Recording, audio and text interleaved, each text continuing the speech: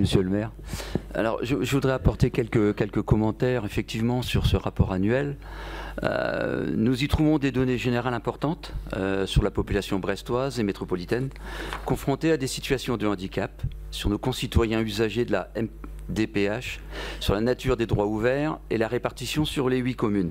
Alors, pour nos amis téléspectateurs, MDPH, c'est Maison départementale des personnes en situation de handicap. Sur notre métropole, 21 053 personnes ont des droits ouverts auprès de la MDPH. Les Brestois, au nombre de 14 616, en représentent 69%. L'action en direction des personnes porteuses d'un handicap fait généralement consensus, mais des nuances peuvent exister dans les délais de mise aux normes ou la nature des travaux pour parvenir à une meilleure accessibilité pour nos concitoyens. Nous sommes bien entendu favorables aux différentes interventions sur la voirie, pour les passages piétons, les cheminements et places de stationnement PMR. Les choses avancent positivement sur ces points. Mais est-ce assez rapide? Ne doit-on pas aller plus vite? La question est posée. C'est aussi une question de priorité budgétaire et donc de choix politique. Pour ce qui nous concerne, nous pensons que la mobilité de tous les Brestois est une question essentielle qui relève de la liberté d'aller et venir et de la solidarité avec les plus fragiles et les aînés. Nous sommes convaincus que nous pourrions aller plus vite.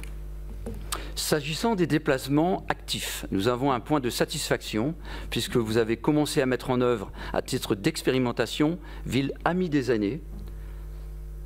Trouver plus de bancs avec des accoudoirs, des points de repos pour se poser quelques instants, nous y sommes très favorables. Ce qui est aisé pour la majorité d'entre nous s'avère particulièrement difficile dans des situations de mobilité réduite.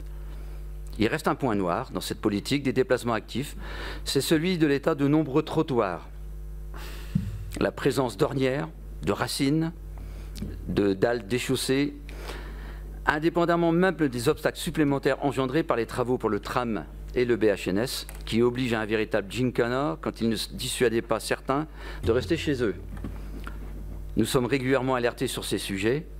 Il serait étonnant que nous soyons les seuls. Il y a des aménagements à engager sans délai pour avoir des jours meilleurs.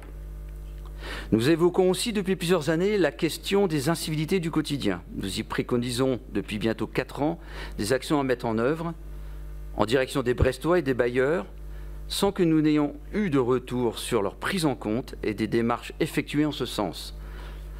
C'est avec intérêt que nous avons noté il y a quelques jours l'initiative de l'association BAPAV, insistant comme nous sur les difficultés pour les personnes handicapées et les personnes âgées ou les poussettes dans leur déambulation sur les trottoirs, avec en cause l'encombrement des bacs poubelles sur ces mêmes trottoirs.